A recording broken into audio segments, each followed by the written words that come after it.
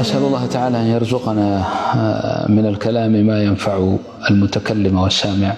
ليس هناك أحد أفضل ولا أعظم ولا أرجى بما عند الله من حامل كتاب الله سبحانه وتعالى.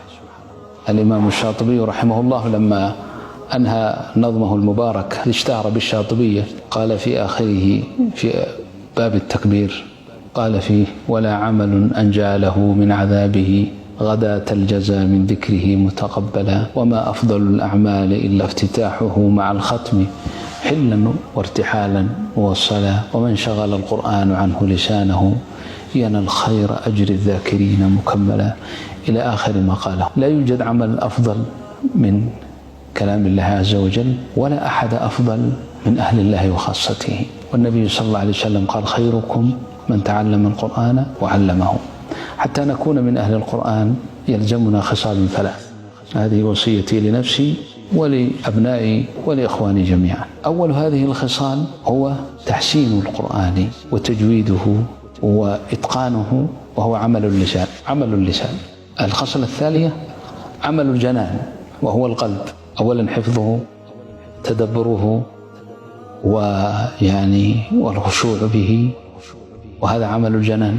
العمل الثالث هو عمل الأبدان، أن تطبق ما قد قرأته وتدبرته عمليا بجسمك، لأن الله تعبدك بما أنعم به عليك من سمع وبصر وشم ولسان ويدين ورجلين، فأنت متعبد لله تعالى أن تعمل بكتاب الله عز وجل. فيا أيها القارئ أيها المتعلم، ليكن نظرك دائما في طاعة الله فلا يعدو إلى ما حرم الله، ليكن سمعك فيما يرضي الله ولا تتجاوزن إلى ما يغضب الله، ليكن لسانك محفوظا عما كره الله، ليكن مشيك وبطشك وذهابك ومجيئك في طاعة الله عز وجل. فإذا وفقك الله تعالى لهذه الخصال الثلاث، وهو أن يجري الله على لسانك حسن تلاوته، وأن يجعل فقهه وفهمه وحفظه في فؤادك، وأن يجعل العمل به على جوارحك، فأبشر، فأنت من أهل القرآن. فإذا صرت من أهل القرآن فالقرآن يصحبك